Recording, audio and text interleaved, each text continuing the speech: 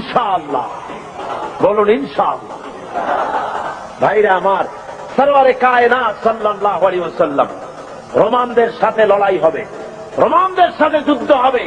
সেই জিহাদের ময়দানে রাসূল সৈন্য রিক্রুট করলেন। ওরা কয় যে ইসলামের রাজনীতি নাই, পাগলের দল, ইসলামের রাজনীতি নাই। ছেলেবেলেরা কলেজে পড়ে, ইউনিভার্সিটিতে পড়ে, আশ্চর্য কথা, নাক ধরে চাপ দিলে এখনো মায়ের দুধ বাইর হবে। কয় ইসলামের রাজনীতি নাই, ধর্মান্ধরা নিজেরা রাজনীতি বানাইছে। নাউজুবিল্লাহ। সেদিনের ছেলে এই ধরনের বেয়াদবি কথা বলার সাহস পাও পেয়েছে। যে যে জিনিস জানে না তার সে সম্পর্কে কোনো কথা বলা উচিত নয়। রাসূল রাজনীতি করেন নাই তো কি করেছেন? রাসূল কি বৈরাগী ছিলেন? জনে বলেন বৈরাগী ছিলেন? আমার আল্লাহর নবী সেনাপতি ছিলেন, কমান্ডার ইন চিফ। জনে বলেন কি ছিলেন? সেনাপতি। আমার নবী প্রেসিডেন্ট ছিলেন, তো পরিচালনা করেছেন, অর্থনীতি দিয়েছেন, সমাজনীতি দিয়েছেন, সৈন্য রিক্রুট করেছেন, সৈন্য রিক্রুট করেছেন। মুতার প্রান্তরে লড়াই হবে। 1 লক্ষ রোমান সৈন্য, আর মুসলমান মাত্র 3000। মুসলমান মাত্র কত? মাত্র 3000। আমি আরো বলেছি আপনাদেরকে এই হাদিসের এই কাহিনীটা আবারও শোনাতে চাই, ইমানি জজবা বাড়ুক। 1 লক্ষ রোমান সৈন্য, তাদের সামনে 3000 মুসলমান। কি আশ্চর্য কথা! আর ওরা হলো অস্ত্রে শস্ত্রে সজ্জিত, আর এদের কাছে ভাঙ্গা ছেঁড়া অস্ত্র। ভাইরা আমার, আল্লাহর নবী 3000 মর্দে মুজাহিদ তৈরি করে নিয়ে আল্লাহর নবী জনাবে মুহাম্মদ রাসূলুল্লাহ সাল্লাল্লাহু আলাইহি ওয়াসাল্লাম বললেন, এবারে আমি সেনাপতি নির্বাচিত করতে চাই। ওগো সাহাবীরা, তোমাদের মধ্যে এই যুদ্ধের ভিতরে প্রধান সেনাপতির দায়িত্ব পালন করবেন আমার ছেলে যায়েদ। কোথায় তুমি? হযরত যায়েদ দাঁড়িয়ে গেলেন, ইয়া রাসূলুল্লাহ লাব্বাইক ওয়া সাদাইক। আমি যায়েদ হাজির। যায়েদ হলেন হুজুরের কি ছেলে? পালক পুত্র। বললেন আমি উপস্থিত। হুজুর বললেন 2 নম্বরের সেনাপতির দায়িত্ব পালন করবে আমার চাচাতো ভাই হযরতে আলীর ছোট ভাই জাফর বিন আবি তালেব। কোথায় তুমি? উনিও দাঁড়িয়ে গেলেন। হুজুর বলেন 3 নম্বরে দায়িত্ব পালন করবে হযরতে আব্দুল্লাহ বিন রাওয়াহা। কোথায় তুমি? তিনিও দাঁড়িয়ে গেলেন। হুজুর বলেন তোমরা চলে যাও, নিজেদের বাড়ি গিয়ে বিবি বাল বাচ্চা মা বাপের কাছ থেকে বিদায় সালাম আরজ করে আসো। ভাইয়ের আমার, আমি বলে থাকি, এই দুনিয়ায় না জেনে হঠাৎ করে সামনের থেকে পিছন থেকে কেউ যদি গুলি খায়, এ ধরনের গুলি খেয়ে মরা হলো এক জিনিস, আর জেনে বুঝে মরা হলো ভিন্ন জিনিস। বলেন ঠিক কিনা? ওনারা জানেন নিশ্চিত ভাবে মরে যাওয়া ছাড়া কোনো পথ নাই। শাহাদাতের জন্য পেয়ালাই তারা পান করতে যাবেন। যেহেতু হুজুর বলেছেন জিহাদের ময়দানে সেনাপতি লাগবে একজন, কিন্তু হুজুর বলেছেন 3 জন, তাহলে বোঝা গেল এই 3 জনের একজনও ফিরে আসবে না, শহীদ হয়ে যাবে। হযরতে যায়েদ দাঁড়িয়ে বলেন, ইয়া রাসূলুল্লাহ, আমার তো আর যাওয়ার জায়গা নাই, আমার তো মা বাপ নাই, আপনি আমার আব্বা, আপনি হুকুম করেছেন, আমার মা হযরত আয়েশা ঘরে বসে শুনেছেন, আমি মেনে নিলাম। আমান্না সাল্লামনা সামি'না ওয়া আতা'না। হযরতে জাফর তিনি চলে গেলেন বাড়ি। বিবিকে ডেকে বলেন, ওরে বিবি, আমার সালাম নাও, আল্লাহ নবী আমাকে সেনাপতি বানাইছেন, মুতার যুদ্ধের রোমকদের বিরুদ্ধে লড়াই করতে যাচ্ছি, সুতরাং আমি তোমার কোনো হক আদায় করতে পারি নাই। স্বামী স্ত্রী হিসাবে ঘর গৃহবাস করতে গিয়ে কোন হক যদি তোমার নষ্ট করে থাকি, আল্লাহর হস্তে তুমি আমারে মাফ করে দিও। স্ত্রী বলেন, ওগো আমার স্বামী, আল্লাহ নবী অর্ডার করেছেন, সে পথ থেকে ফিরবার কোনো ক্ষমতা আমার নাই, আমি বরং আল্লাহর কাছে দোয়া করি, রব্বুল আলামিন, আমার স্বামী জিহাদের ময়দানে যেতেছে, আমার স্বামীকে জিহাদি গাজী বানাই আমার কাছে আবার ফিরাইয়া দিও। হযরতে জাফর তরবারি দিয়া, তরবারির উল্টা পিঠ দিয়া স্ত্রীর হাতের উপরে মৃদু আঘাত করলেন, বললেন, বিবি রে, উল্টা দোয়া করো না, তোমার উল্টা দোয়া আল্লাহ রব্বুল আলামিন কবুল করবেন না। যেহেতু নবীজি আমার নাম মাঝখানে বলেছেন, আমার আগেও একজন আছেন, পরেও একজন আছেন, আজকের তোমার সাথে এই মুহূর্তে জীবনের আমার শেষ দেখা, আর কোনদিন তোমার সাথে দেখা হবে না, তোমাকে সালাম দিয়ে যেতেছি। আমার বাচ্চা রইল, আমার বাচ্চাগুলারে দেখো, ওদেরকেও আমার এই রাস্তায় তুমি বানায়ো। হযরতে জাফর রওনা করলেন। বিবি তড়পাচ্ছে, কাটা কবুতরের মতো বিবি ছটফট করে, আর পিছনে কলিজার টুকরা সন্তানগুলি আব্বা আব্বা বলে পিছনে পিছনে দৌড়ায়। মর্দে মুজাহিদ জাফর পিছনে একবারও তাকায় দেখলেন না, কে কান্দে কে দৌড়ায়। হযরতে আব্দুল্লাহ বিন রওয়াহা তিনি চলে গেলেন নিজের বাড়ি। ওই দিন ছিল তার বাসর সজ্জা, ওই দিন ছিল তার ফুল সজ্জার রাত। নতুন বিবাহ করেছে, বাসর সজ্জা হবে। ঘরে গিয়ে শোনে বিবি কোরআন তেলাওয়াত করতেছে। হযরতে জাফর বলেন, বিবিরে আমার সালাম গ্রহণ করো। হযরতে আব্দুল্লাহ বলেন, ও বিবি আমার সালাম গ্রহণ করো, তুমি কোরআন তেলাওয়াত একটু সময়ের জন্য বন্ধ করো। তোমার সঙ্গে বিয়ে হয়েছে, কিন্তু আমি তোমার কোনো হক আদায় করতে পারি নাই, আমাকে তুমি আল্লাহর হস্তে মাফ করে দিও। নবীজি আমাকে সেনাপতি বানাইছেন জিহাদের ময়দানের জন্য, আমি চললাম জিহাদের মাঠে। বিবি বলে, স্বামী তুমি জানো আমি এই মদিনার এক সুন্দরী রমণী, আমিও জানি তুমি এই মদিনার সুন্দর সুপুরুষ, কিন্তু একবারও একটু দেখতে পারলাম না প্রাণ ভরিয়া। একটুখানি ঘরের মধ্যে আসো, তোমার চেহারাটা জীবনের মতো একবার দেখে নিই। স্বামী বলে, আমি ঘরের মধ্যে ঢুকবো না, ঘরের মধ্যে ঢুকতে পরে তোমার প্রতি আমার প্রেমের আকর্ষণ বাড়বে, ভালোবাসা বাড়বে। বিবি বলে, আল্লাহর কসম প্রেম নিবেদন করব না। ঘরের মধ্যে ঢুকলে পরে শুধু একটি বারের জন্য আমি চেহারাটা দেখে রাখবো, যাতে করে কিয়ামতের দিন আল্লাহর দরবারে অগণিত মানুষের মাঝে তোমারে আমি স্বামী বলে যেন গ্রহণ করে নিতে পারি। হযরতে আব্দুল্লাহ বলেন, ওগো প্রাণের স্ত্রী, যদি তাই হয় সেজন্য আমাকে দেখার কোনো দরকার নাই। আমি শহীদ হওয়ার পর যদি তুমি ধৈর্য ধারণ করে থাকো, তাহলে আল্লাহ রাব্বুল আলামিন কিয়ামতের ময়দানে তোমাকে আমাকে স্বামী স্ত্রী হিসাবে পরিচয় করাইয়া দিবেন। তিনজন চলে গেলেন, 3000 সৈন্য নিয়ে চলে গেলেন তারা মুতার প্রান্তরে। 1 লক্ষ রোমান সৈন্যদের বিরুদ্ধে লড়া হলো। লড়তে লড়তে ময়দানে দেখা গেল মুসলমানেরা, হযরত যায়েদ মুসলমানদের ভিতর থেকে শাহাদাত বরণ করলেন, অনেক কাফের মারা গেল। এবার হযরতে জাফর ঝান্ডা হাতে নিয়ে সামনে অগ্রসর হতেছেন। কাফেরেরা হযরত জাফরকে ঘিরে ফেলেছে। হযরতে জাফরের বাম হাতে কোপ মেরেছে, হযরত জাফর ডান হাতে ঝান্ডা নিলেন, ডান হাতে কোপ মেরেছে।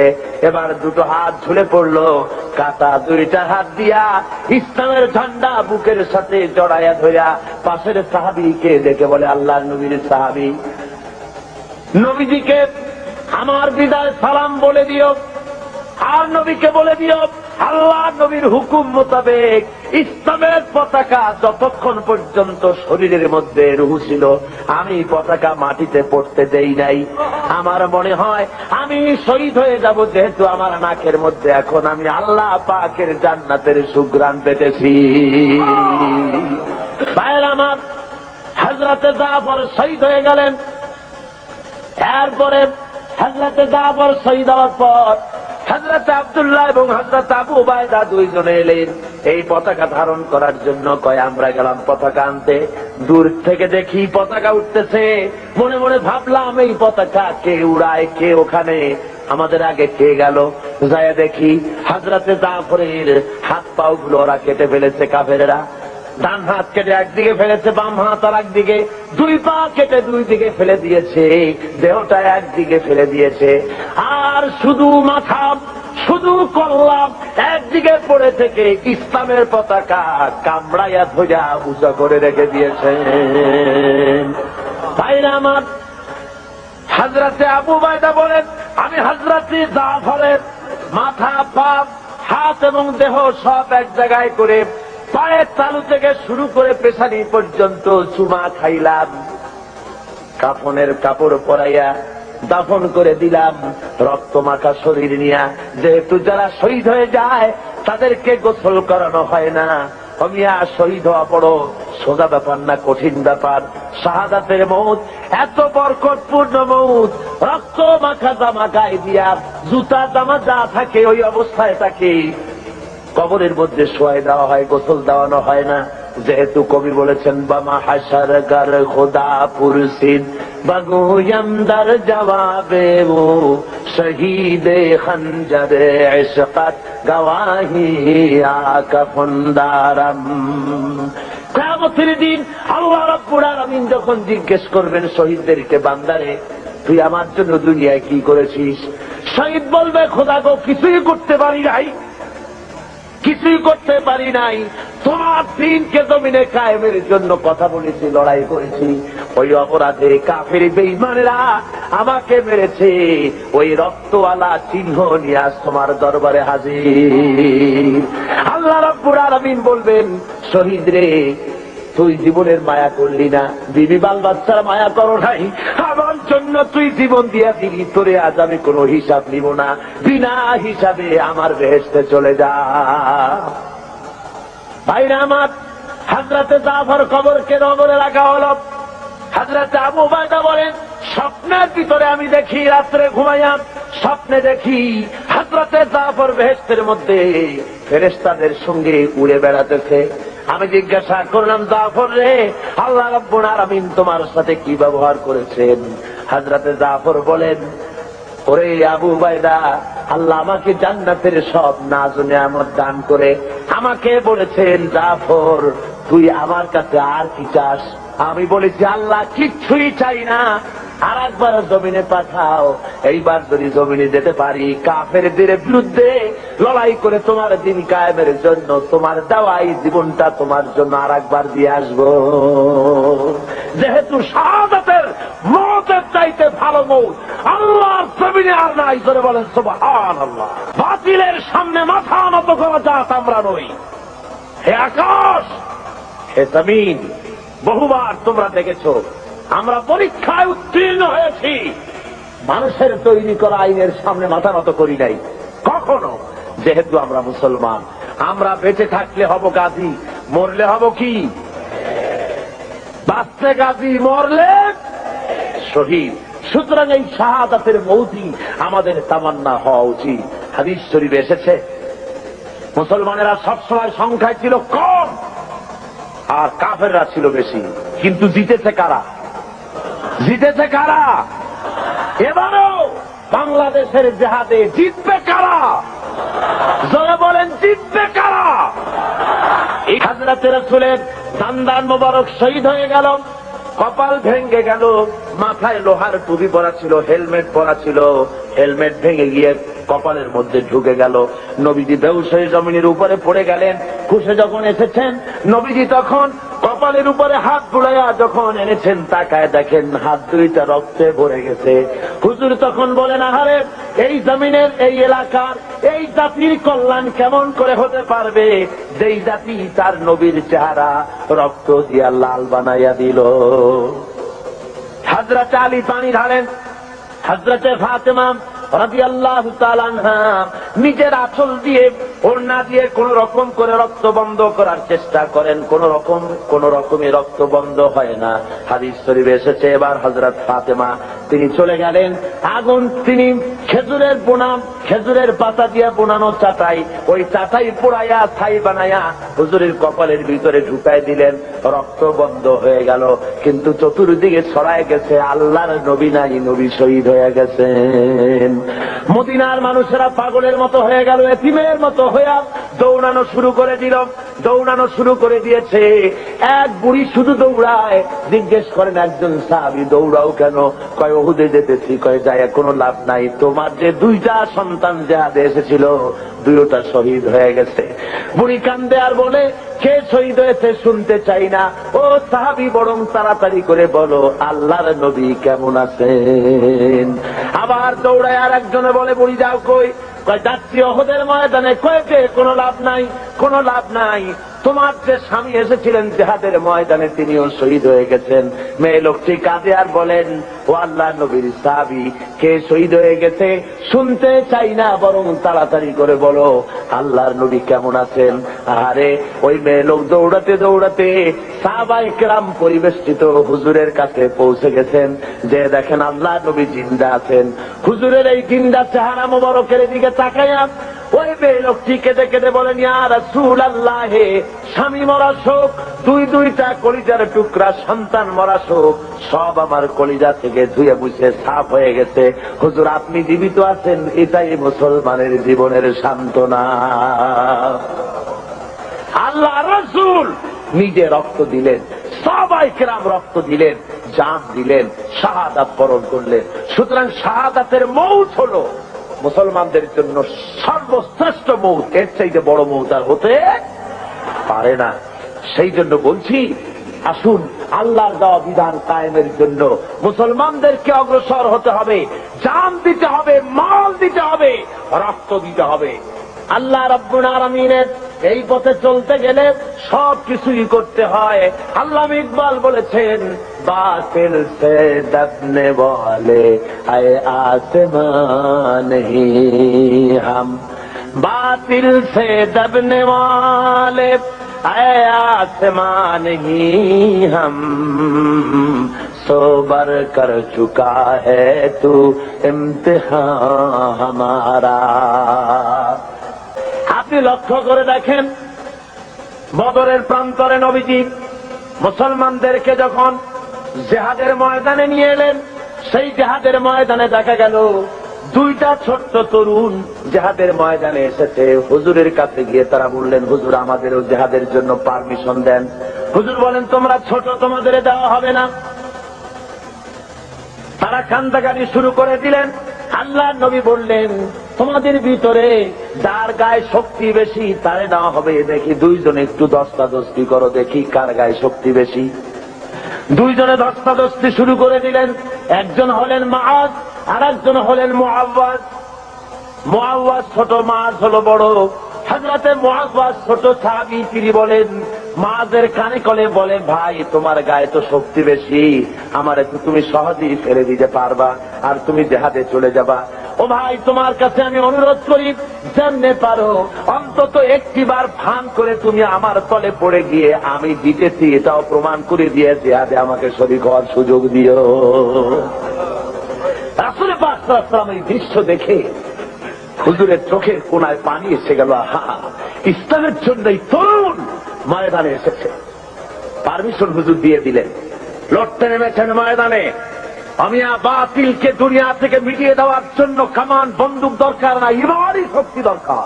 এই রাস্তায় কাজ করতে হবে, আর কাজ করলেই আল্লাহর মদদ পাওয়া যাবে। আপনার বিপদ হবে যত ঘনীভূত, আল্লাহর রহমত হবে তত ত্বরান্বিত। এই থিওরিটা মুখস্থ করুন। ইসলামের জন্য আপনার উপরে বিপদ হবে যত ঘনীভূত, আল্লাহর রহমত হবে আপনার প্রতি তত ত্বরান্বিত। জোরে বলেন সুবহানাল্লাহ, জোরে বলেন সুবহানাল্লাহ।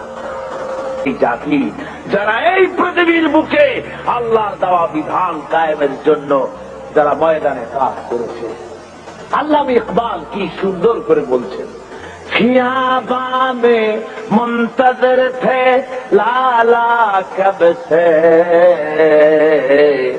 खियाबा में मुंतजर थे लाला कब से, तबा चाहिए इसको खूने अरब से। সেই কবে থেকে ফুলের কুড়িটা প্রস্ফুটিত হওয়ার অপেক্ষায় প্রতীক্ষামান, কবে থেকে অপেক্ষা করতেছে একটু বাতাসের ধাক্কা লাগবে আর ফুলের কুড়িটা ফুলে যাবে। তো ফুলের কুড়ি ফোটার জন্য খিয়াবামে মুনতাজির থে লালা কবসে, তখন থেকে সে অপেক্ষা করছে। নাসিমা অর্থাৎ সকালের ভোরের বায়ু ধাক্কা লাগবে আর কুড়ি থেকে ফুলটা বেরিয়ে আসবে।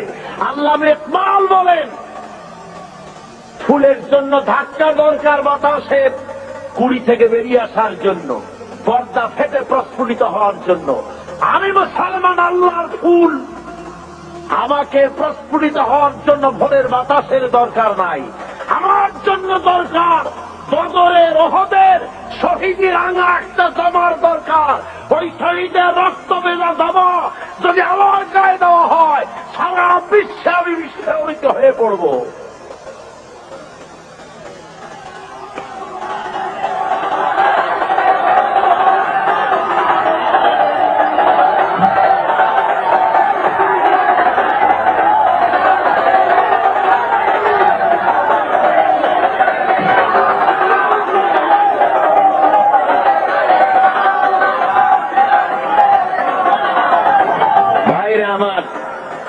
এই জন্য আজকে মুসলমানদের সামনে ইতিহাস পড়ে আছে, কোনো ভয় নাই।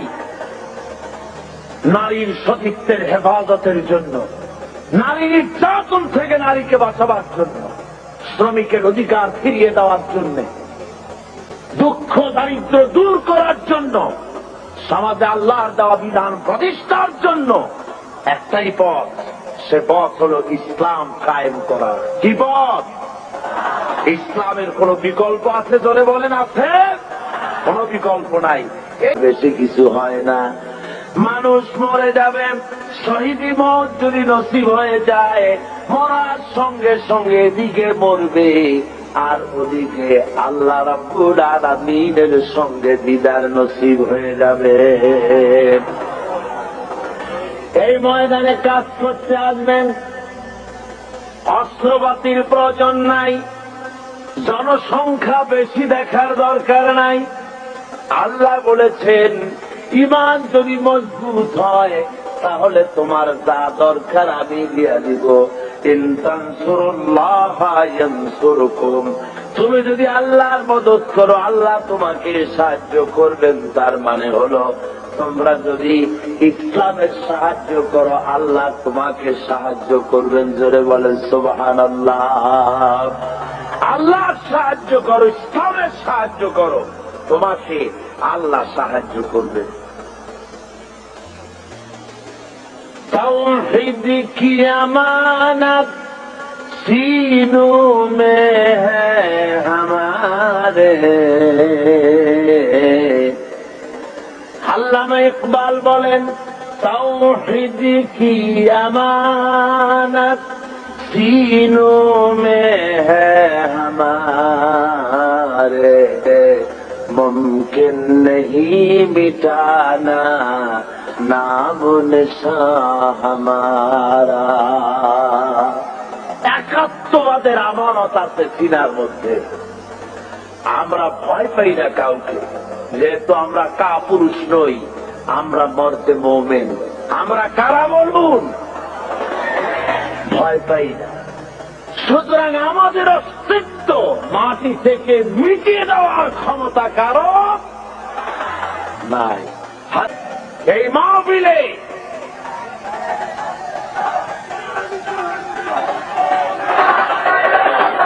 তাহলে আজ এই মাহফিলে NSI, IB, SB, DFI, army intelligence, গভর্নমেন্টের গোয়েন্দা বিভাগের কেরামন কাতিবিন ভাইরা সব আছেন, ঠিক কিনা? সব আছে। কিন্তু দুর্ভাগ্য জাতীয় পত্রিকার সাংবাদিকগুলি আসেন না।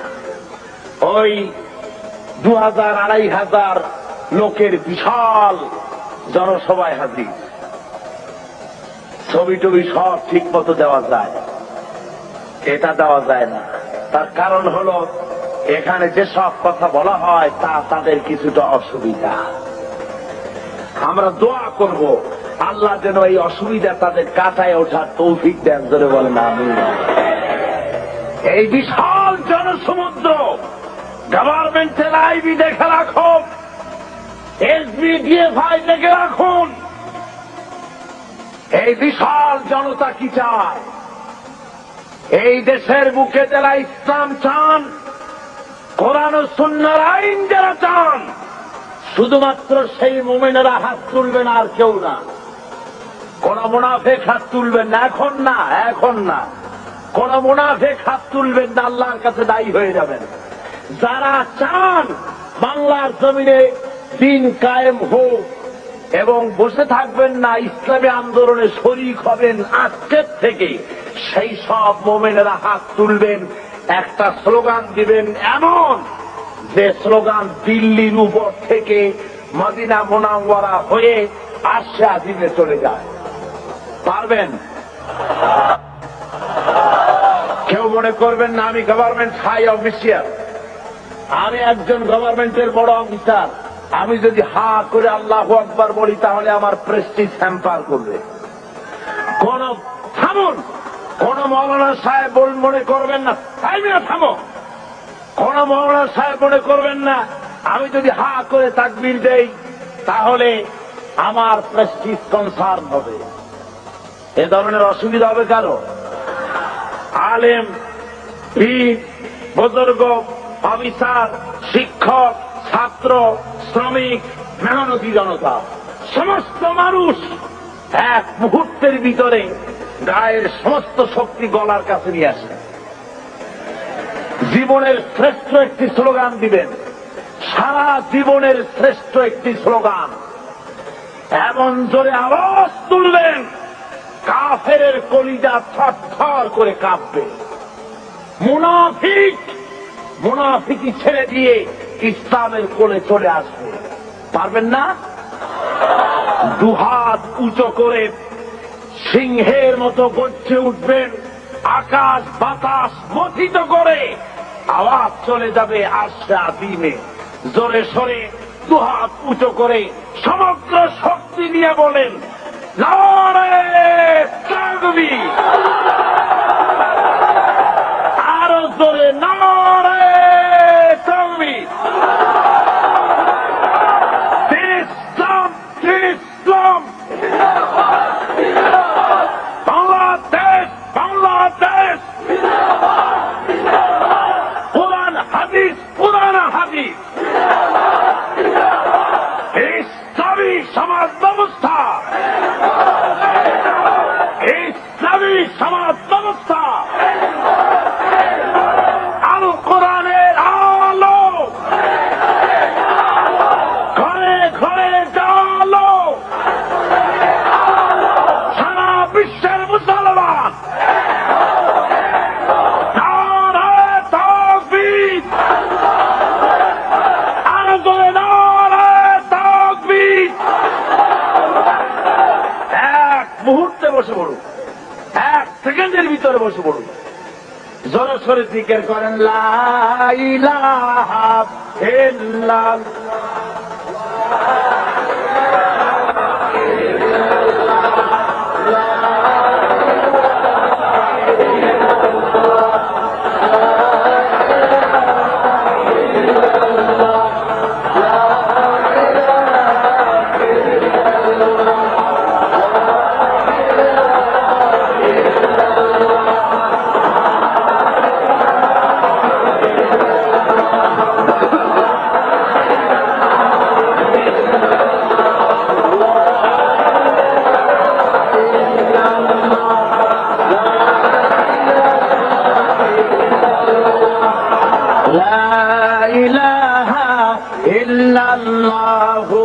মুহাম্মাদুর রাসূলুল্লাহ। ভাইরা আমার, আল্লাহর দেওয়া বিধান জমিনের উপরে কায়েমের জন্য আমাদেরকে এগিয়ে আসতে হবে। মোনাজাত আর বেশি দেরি হবে না, অল্প সময়ের মধ্যে মোনাজাত করে দেব। যেহেতু বহু দূর দারাজ থেকে লোকেরা এসেছেন, রাত আজকে বেশি করা হবে না। আপনারা দাঁড়ানো মানুষেরা বসে পড়বেন। আল্লাহর দেওয়া এই বিধানকে বাংলার জমিনে কায়েম করার জন্য আমরা সকলে ঐক্যবদ্ধ হব এবং কিছু কথা বলবো, অত্যন্ত জরুরি যে কথাগুলি আপনাদের শুনতে হবে। আল্লাহ রাব্বুল আলামিন আমাদের সকলকে এই রাস্তার উপরে পরিচালিত হওয়ার তৌফিক দান করুন, যেন তার দ্বীনকে আমরা যেন এগিয়ে নিয়ে যেতে পারি এবং সত্যিকারের মুসলমান হতে পারি। জোরে বলেন আমিন।